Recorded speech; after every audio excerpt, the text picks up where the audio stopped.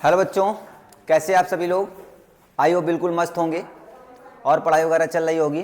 तो last class में हम लोगों ने बात किया था भाई, बात किया था एस्केप वेलोसिटी एंड उसके साथ साथ हम लोगों ने बात किया था ऑर्बिटल वेलोसिटी। ये दो टॉपिक्स जो थे इनको हम लोगों ने लास्ट क्लास में कवर कर लिया था। याद है?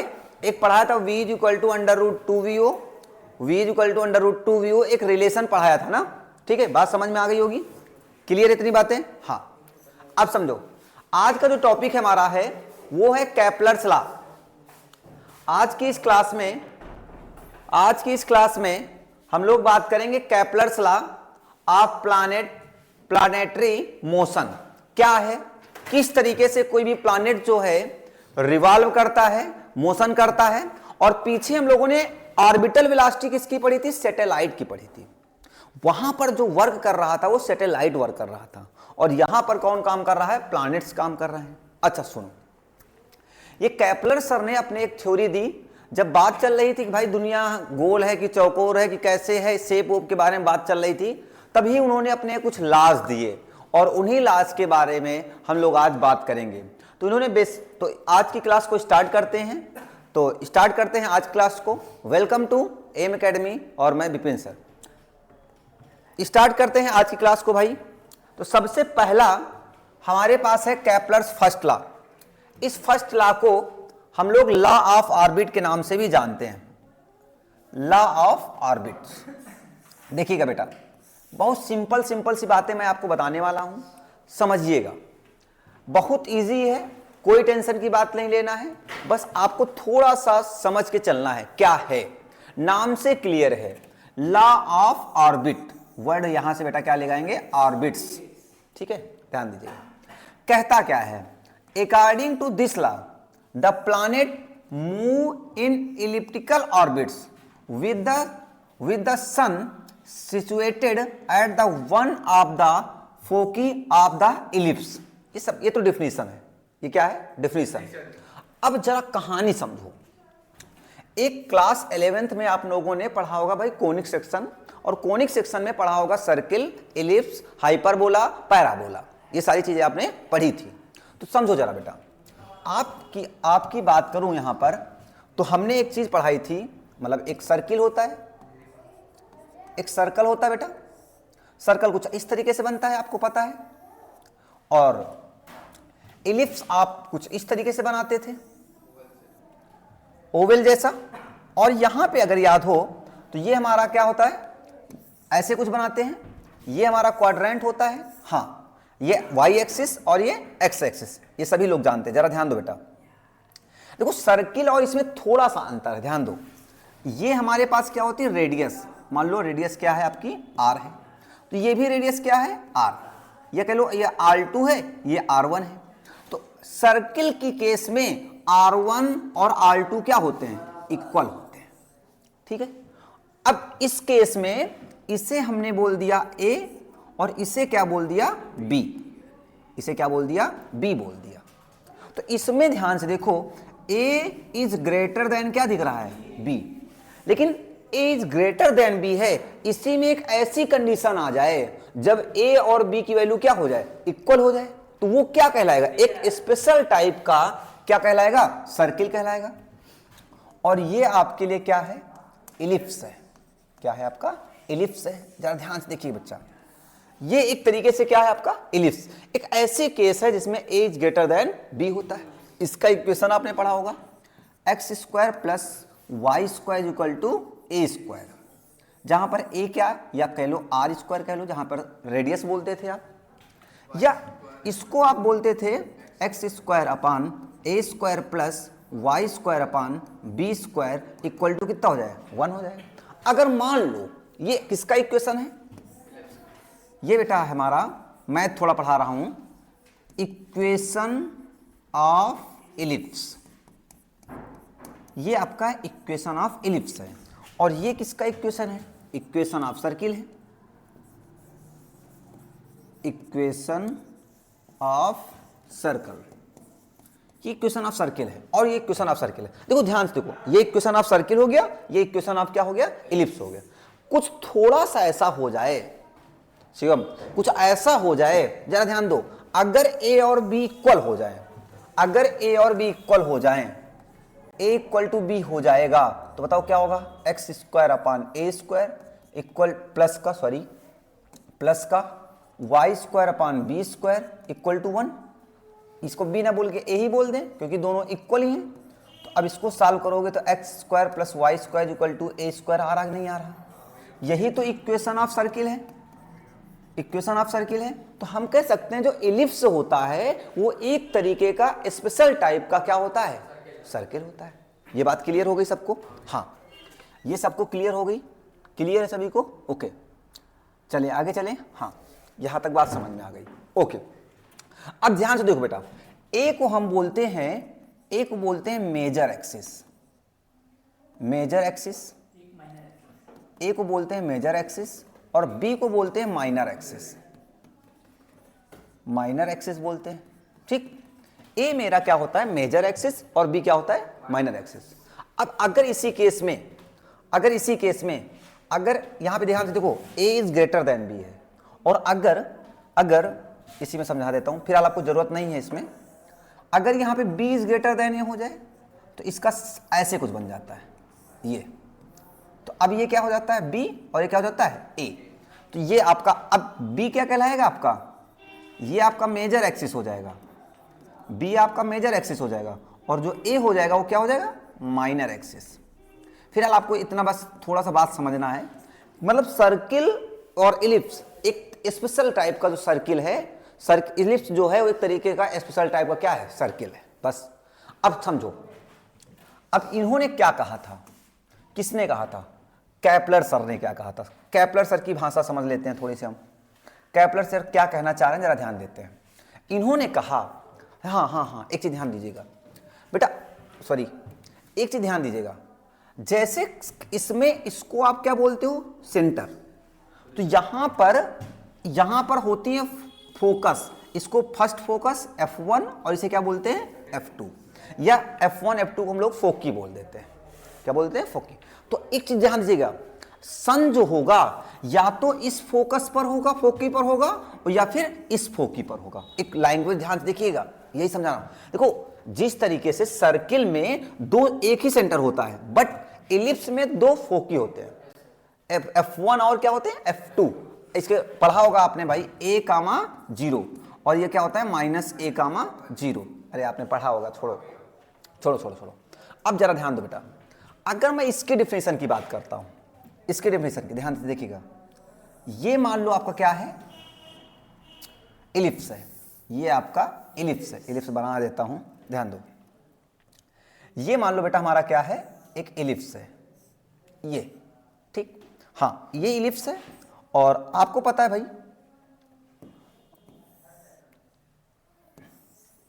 हाँ ये आपका क्या होता है, इधर एक F1 होगा और इधर क्या होता है, F2 होता है, ठीक है, F1 और F2 हो गया। और ध्यान से देखो भैया, इसे आप A बोलते हो बेटा, और इसे आप क्या बोलते हो, B बोलते हो। इसका मतलब ये माइनर एक्सिस और मेजर एक्सिस की बात कर रहा हूं, मेजर एक्सिस और माइनर एक्सिस। ध्यान से देखिएगा, मतलब कह रहा सन यहां पर रह करके जो भी प्लैनेट्स हैं, मान लो यहां पे कोई प्लैनेट है जिसका मास है m, और एक किस वेलोसिटी से मोशन कर रहा है, v वेलोसिटी के साथ क्या कर रहा है, मोशन कर रहा है। तो जब इसमें वेलोसिटी के साथ मोशन करेगा तो जो उसका पाथ होगा वो कैसा होगा, इलिप्टिकल होगा। कैसा होगा भाई, इलिप्टिकल। यही फर्स्ट लॉ है, नहीं समझ में आया, फर्स्ट लॉ है, क्या है ये, फर्स्ट लॉ, फर्स्ट लॉ या वो क्या बोलते हैं, law of orbit, law of orbit. कठिन है, कहाँ कठिन है, क्या इतना बात रखना है, मतलब प्लैनेट क्या होते हैं, जो सन के राउंड मोशन करते हैं, जो सन के राउंड मोशन करते हैं गोल गोल नहीं लगाते हैं, वो क्या करते हैं, इलिप्टिकल पाथ में करते हैं। जैसे आप छोटे बच्चे थे, जब आपको सोलर सिस्टम बनाना होता था तो आप क्या लेते थे, सन लेते थे, first planet, second planet, third planet, fourth planet, ऐसे बनाते थे। लेकिन एक्चुअली ये चीज क्या थी, सही नहीं थी ना, क्योंकि आप सर्कुलर बनाते थे, होती एक्चुअली कैसे है, इलिप्टिकल पाथ में मोशन करते हैं। तो आपका सही क्या होना चाहिए था, छोटे बच्चों में कोई दिक्कत नहीं, ऐसे हो सकता है, ऐसे ऐसे, मतलब इस इलिप्टिकल पाथ में मोशन करते थे ना। आई बात समझ में कि नहीं? ये बात समझ में आई? क्लियर हुई कि नहीं बात समझ में आई? हाँ, तो ये इनका क्या था? First law. क्या बोलता है? First law. क्लियर है? हाँ हाँ, एक चीज ध्यान दीजिए बेटा, एक चीज और ध्यान दीजिएगा। इसे आप क्या बोलते हो? देखो यहां पर, यहां से यहां की डिस्टेंस, यहां से यहां की डिस्टेंस, इसको मैंने बोला R2, और यहां से यहां तक की डिस्टेंस ध्यान दो, इतनी डिस्टेंस, इसको मैंने क्या बोला बेटा? R1। तो जो आपका एवरेज होता है वो क्या होता है? R1 plus R2 upon 2, R1 plus R2 by 2। क्या? मीन डिस्टेंस बोल लो। क्या बोल दो? Mean distance. मीन डिस्टेंस क्या होती है? R1 प्लस R2 बाई 2 होती है। R1 plus R2 by 2। ठीक है, क्लियर है बात? या इसको आप ऐसे भी बोल सकते हो। चलो ठीक है, आगे बात करेंगे। इतनी बात आई होप क्लियर हो गई होगी। क्लियर हो गई सबको? पहला क्या समझाना चाह रहे हैं कि जो भी प्लैनेट हैं वो सन के अराउंड एलिप्टिकल ऑर्बिट्स में मोशन करते हैं, बस पहला रूल। अब समझो बेटा, पहला। सेकेंड रूल क्या कहता है? सेकेंड लॉ केपलर का क्या है? सेकेंड लॉ को हम लोग लॉ ऑफ एरिया कहते हैं। केपलर सेकेंड लॉ को लॉ ऑफ एरिया कहते हैं। समझाने की कोशिश कर रहा हूं, बहुत मजा आएगी, ध्यान से देखो। पहले मैं समझा देता हूं, फिर आपको डिफिनीशन देता हूं। क्या समझाना चाह रहा था बेटा? हम समझाना ये चाह रहे थे, मान लो हमारे पास कोई ये इलिप्स है। ये आपका क्या है? इलिप्स है। हाँ, इस इलिप्स में आपके पास भाई, हाँ ये हो गया, ठीक। अब ध्यान दो बेटा, आपको पता है भाई, इससे मान लो यहां पर फर्स्ट फोकी होगी, ये सन हो गया मेरा, ठीक। ये क्या हो गया? सन हो गया। या तो सन इधर होगा या तो इधर होगा, कहीं पर भी हो सकता है। अगर मान लो यहां से यहां पर कोई एक प्लैनेट है, यहां पे प्लैनेट है m मास का, और ये क्या कर रहा है? v वेलोसिटी से, वेलोसिटी नहीं होती है, एंगुलर वेलोसिटी होती है, ओमेगा से। किससे? ओमेगा से रिवॉल्व कर रहा है, मूव कर रहा है। तो इस डिस्टेंस को आप क्या बोल सकते हो? r मैक्स बोल सकते हो। ये मैक्सिमम डिस्टेंस होगी, जिसे हम लोग R2 बोल रहे थे। और बेटा जो ये डिस्टेंस आपकी निकल के आएगी, ये वाली, वो ये क्या निकल के आएगी? R मिनिमम निकल के आएगी। क्या निकल के आएगी? R मिनिमम निकल के आएगी। जहां तक बात क्लियर है ना? ये R मैक्सिमम और क्या हो गया? R मिनिमम हो गया। अब मेरी बात को समझो जरा। कहते क्या हैं? कहते हैं, इनका रूल कहता क्या है? ध्यान से देखो। कहते हैं कि मान लो आप यहां से पहले कोई ऑर्बिट यहां पर था, इस पॉइंट पर था, इस पॉइंट से इस पॉइंट, हाँ प्लैनेट जो था इस ए पॉइंट से बी पॉइंट तक आ गया। ए पॉइंट से कहां पर आ गया भाई? बी पॉइंट तक आ गया। जब ए पॉइंट से बी पॉइंट तक आया तो डेफिनेटली इसने कुछ ना कुछ एरिया कवर किया होगा। इसका नाम ही है law of area. Law of area. तो कुछ ये एरिया इसने कवर किया होगा, इतना एरिया कवर किया होगा। एरिया ऑफ, इसका नाम दे दो ओ, चलो ओ या एस दे दो। तो हम कह सकते हैं इतने एरिया का नाम हमने क्या नाम दे दिया? A1। क्या नाम दे दिया? A1 नाम दे दिया, ठीक है। और मान लो, फिर से मान लो बेटा, ये सन, ये जो पार्टिकल है फिर पहले यहां रहा होगा मान लो, और फिर यहां से यहां पे आ गया, यहां से यहां पे आ गया, मान लो यहां पे आ गया, यहां से यहां पे आ गया। तो अभी थोड़ा सा इसको हटा देते, अच्छा छोड़ो, यहां से इसको हटा देते। अब देखो इतना एरिया फिर से कवर करेगा, ये इतना एरिया इसने फिर से कवर किया होगा। हाँ, एक चीज ध्यान से देखिएगा, इस पॉइंट का नाम ले लो C और इस पॉइंट का नाम ले दो क्या? D। ए से B तक जाने में हमने अगर कहा टाइम कितना लग रहा है? dt लग रहा है। कितना लग रहा है? तो C से इस यहां तक आने में कितना टाइम लग रहा है? Same time. कहते क्या है? सेम इंटरवल ऑफ टाइम में कोई भी प्लैनेट जो होता है उस सेम एरिया कवर करता है। क्या कवर करता है? सेम एरिया कवर करता है। तो मैं कह सकता हूं इस एरिया का नाम हमने क्या दे दिया? A2। तो मैं कह सकता हूं एरिया ऑफ नाम दे दो SABS, A B S equal to क्या लिख दे सकते हैं, area of S C D S. मतलब सेम इंटरवल ऑफ टाइम में एरिया कवर क्या होता है, सेम होता है। मैं नहीं कह रहा हूं, ये कह रहा है कौन, कैपलर्स लॉ। जरा ध्यान से देखो, अब डिफिनीशन जरा सुन लो बेटा इनकी। कहते क्या है, डिफिनीशन की क्या कहती है, ध्यान दो। कहते हैं according to this law the speed of planet varies in such way. ध्यान से देखो भाई, यहां दूर था, सॉरी कहां था, हाँ यहां पर दूर है, डिस्टेंस सन से दूर है, और बट इसकी वेलोसिटी ऐसे एडजस्ट की जाती है। अब कोई सोच सकता है सर यहां पर इसकी वेलोसिटी क्या होनी चाहिए, ज्यादा हो सकती है भैया, कम हो सकती है, चलो कम हो सकती है, और यहां पे क्या हो सकती है, इसकी ज्यादा हो सकती है। तो सेम वेलोसिटी से तो मोशन नहीं कर रहा है, सेम वेलोसिटी से मोशन नहीं कर रहा है। जब सन के पास में आता है तो चेंज हो जाती है, और जब सन से दूर रहता है तब भी क्या हो जाती है, चेंज हो जाती है। तो कुछ किस तरीके से प्लैनेट वेरी करता है, according to this way the speed of planet varies in such a way that the radius vector, क्या कहता है, radius vector drawn from the sun to the planet sweeps out equal area in equal interval of time. यहां पर दो बातें important है यहां से यहां तक की, क्या, equal area equal interval of time. तो मैं यही तो समझा रहा था बेटा, ध्यान से देखो। ए से जब बी तक गया रघु, ए से जब बी तक गया तो इसमें इसने जितना एरिया कवर किया डेल्टा टी टाइम में, उतना ही टाइम इसको सी से लेकर के कहां तक लगता है, डी तक में सेम इंटरवल ऑफ टाइम में सेम एरिया कवर करेगा। अब मान लो यहां पे मान लो और भी आपके पास आ जाए, यहां पे मान लो आपके पास एक और आ जाए भाई, हाँ एक मान लो यहां से थे और यहां तक आ जाएगा, इस ए डी, इसका नाम मान लो ई है और इसका नाम क्या है, एफ। तो मैं कहूंगा ये एरिया भी क्या होगा, सेम होगा। तो हम कह सकते हैं equal to area of S E F S. ये सारे के सारे एरिया क्या होते हैं, इक्वल होते हैं। ये की कौन सा ला था, सेकेंड ला।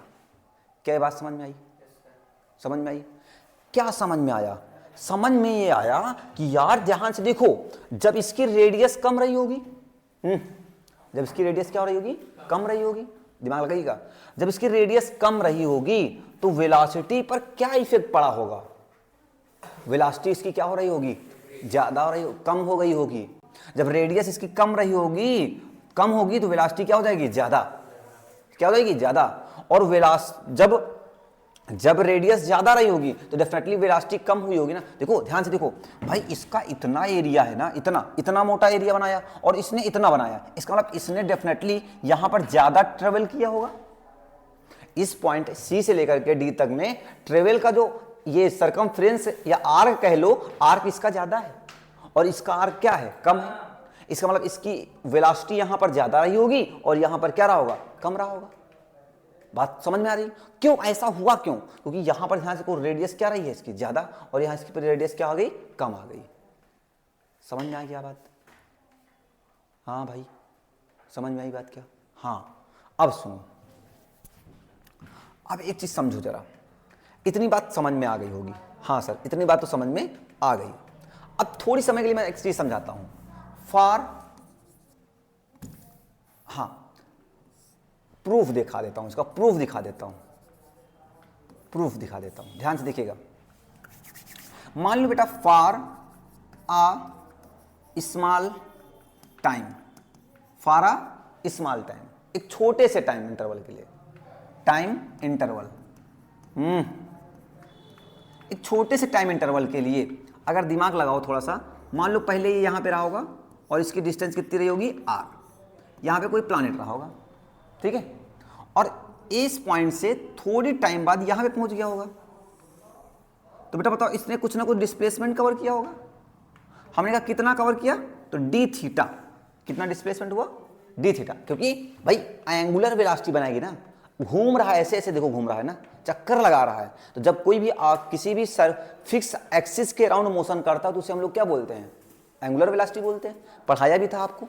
तो ध्यान से देखो, अगर थोड़ा सा इसको मिलाओ तो कुछ एक राइट एंगल ट्रायंगल जैसा दिख जाएगा हमारे पास। अगर इसकी वैल्यू निकालो, ये क्या हमारा है, परपेंडिकुलर है ना, अगर यहाँ पर tan थीटा लगा दो तो क्या आ जाएगा यहाँ पे परपेंडिकुलर निकालने पर, नहीं राइट एंगल ट्रायंगल निकालो तो क्या आ जाएगा ये हमारे पास d थीटा, मतलब आर डी थीटा, कितना लग जाएगा हमारे पास आर डी थीटा। अब मेरी बात को समझो यहाँ पे, अब यहाँ पे समझो कितना हो जाएगा आर डी थीटा। अरे यार समझ पा रहे हो, एंगुलर डिस्प्लेसमेंट इक्वल टू कितना होता है भैया आर्क मान लो ये हमारे पास है, आर्क अपान क्या होता है रेडियस आर हो जाएगा। ठीक, तो ये आर्क है ना एक तरीके से, तो आर्क इक्वल टू क्या होता है डिस्प्लेसमेंट, और डिस्प्लेसमेंट इनटू क्या हो जाएगा ये हो जाएगा हमारे पास। ठीक, वहां से आया आपको समझो। अच्छा अब समझो जरा, अगर बेटा हम इसका एरिया निकाल लें तो एरिया इक्वल टू क्या होता है, एरिया इक्वल टू क्या होता है 1/2, ये किसका काम करेगा बेस का, और ये किसका काम करेगा हाइट का। अरे यार ये हाइट का काम करेगा, ये बेस का काम करेगा, तो एरिया ए से डिनोट कर लो। अच्छा इसको हम D A by D T कह लें, differentiation with respect to time, तो कितना हो जाएगा 1/2 आर स्क्वायर, और डी थीटा बाई कितना हो जाएगा डी टी हो जाएगा, D theta by D T. Theta क्या है एंगुलर डिस्प्लेसमेंट है, और टी क्या है टाइम है। तो यार ये बताओ, हमने ओमेगा इज इक्वल टू पढ़ाया था क्या, डी थीटा बाई क्या पढ़ाया था डी टी पढ़ाया था, तो हम कह सकते हैं D A by D T equal to कितना हो सकता है हाफ आर स्क्वायर ओमेगा कह सकते हैं, हाफ आर स्क्वायर ओमेगा कह सकते हैं। ये बात क्लियर हो गई। अच्छा एक चीज ध्यान दीजिएगा, यहाँ पे एक फार्मूला समझ लो। हाँ सेक्टर वेलोसिटी, क्या सेक्टर वेलोसिटी क्या समझाना चाह रहा हूं, ध्यान से देखो। यहाँ पे ये एक सेक्शन है ना, ये सेक्टर है ना, एक इतना सेक्टर है, एक सेक्टर ये है आपका, एक सेक्टर ये है, इसमें वेलोसिटी कितनी होती है, तो होती है एरिया सेक्टर, एरिया अपान क्या होता है टाइम, क्या होता है एरिया अपान टाइम, क्या होता है एरिया अपान टाइम। ये हमारे पास क्या आ गया D A by D T, और एरिया अपान टाइम को हम लोग क्या बोलते हैं सेक्टर वेलोसिटी बोल सकते हैं।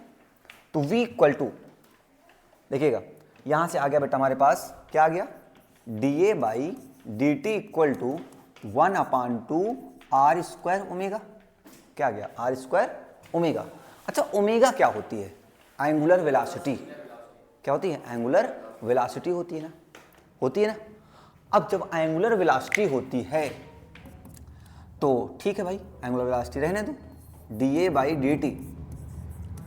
अच्छा एक चीज ध्यान दीजिएगा, अगर मैं यहां से m से मल्टीप्लाई कर दूं और m से क्या कर दूं डिवाइड, दिमाग लगाइएगा थोड़ा सा, ये क्या निकल के आया half omega into M R square बन गया, क्या अपान क्या लिखा है m लिखा हुआ है। एम आर स्क्वायर को हम लोग कुछ बोलते थे आई, क्या बोलते थे I equal to M R square पढ़ाया था, summation of M R square, rotation में पढ़ाया यार, कहाँ पढ़ाया रोटेशन में पढ़ाया भाई, नहीं याद है ना, रिलेशन भी पढ़ाया था। अरे यार K equal to kinetic energy half I omega square पढ़ाया था, torque equal to F into R पढ़ाया था, L इक्वल टू पढ़ाया था आई ओमेगा पढ़ाया था, या L इक्वल टू पढ़ाया था R इंटू पी पढ़ाया था, या L इक्वल टू आपको पढ़ाया था L इक्वल टू पढ़ाया था R इंटू इसे MV बोलते थे। ये सारे के सारे रिलेशन आपको बताए थे। अब तुमको नहीं याद तो यार हम क्या करें, है ना, वहाँ से ज़रूरत थोड़ा पड़ेगी, ध्यान से देखो। तो इसे हम D A by D T equal to क्या लिख सकते हैं हाफ, क्या लिख सकते हैं हाफ, इसे लिख सकते हैं आई ओमेगा, इसे आई बोला और इसे ओमेगा बोला, अपान कितना हो जाएगा m, तो D A by D T is equal to इसे L बोल सकते हैं क्योंकि हमें पता है L इक्वल टू होता है आई ओमेगा, ठीक है। तो L बाई कितना हो जाएगा m, L बाई m। जरा ध्यान से देखो, एरिया मैंने कहा क्या होता है चेंज नहीं होता है, एरिया चेंज नहीं होता है, तो बेटा चेंज ना होने का मतलब क्या, देखो एरिया है। अच्छा एंगुलर मोमेंटम क्या रहेगा कांस्टेंट रहेगा ना, ये हमेशा क्या रहता है, हाँ लिख लो यहाँ पे चाहे तो लिख लो, एंगुलर मोमेंटम क्या होता है बच्चा? Angular momentum. भैया रोटेशन की जरूरत पड़ी है इसमें। Is always constant. Angular momentum क्या रहेगा? कांस्टेंट। ये भी एंगुलर मोमेंटम क्या रहेगा? कांस्टेंट। और मास भी क्या रहेगा बेटा? कांस्टेंट। तो ये पूरी की पूरी वैल्यू कैसी रहेगी? कांस्टेंट। तो यही तो कह रहा कि एरिया हमेशा क्या होता है? इक्वल। इक्वल मतलब कांस्टेंट रहता है। क्या रहता है? कांस्टेंट रहता है। नहीं समझ में आई बात? क्या आई कि नहीं आई? ये सेकंड लॉ है। क्या है ये? Second law. Basically second law क्या है ये समझ लो। कहते क्या है? Law of area. मतलब इक्वल इंटरवल ऑफ टाइम में कोई भी बॉडी या कोई भी प्लैनेट जो होगा इक्वल एरिया कवर करेगा इन इक्वल इंटरवल ऑफ टाइम में। सेम इंटरवल ऑफ टाइम में सेम एरिया कवर करता है। समझ में नहीं आया बात? ये आया पक्का? चलो अब भाई बात कर लेते हैं किसकी? थर्ड लॉ की। थर्ड लॉ नहीं लिखा गया क्या भाई? रघु डिलीट कर दिया क्या तुम? सेकंड लॉ, थर्ड लॉ नहीं लिखा गया। चलो कोई नहीं, लिखो भैया ध्यान से देखो। Third law,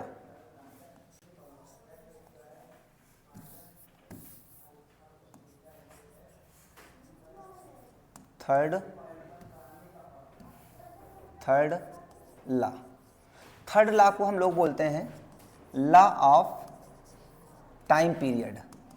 law of period बोलते हैं। ध्यान दो बेटा, लॉ पीरियड होता है, ठीक है? क्या कहता है? कहता है स्क्वायर, हाँ इधर सुनो, कहता है square of time period is directly proportional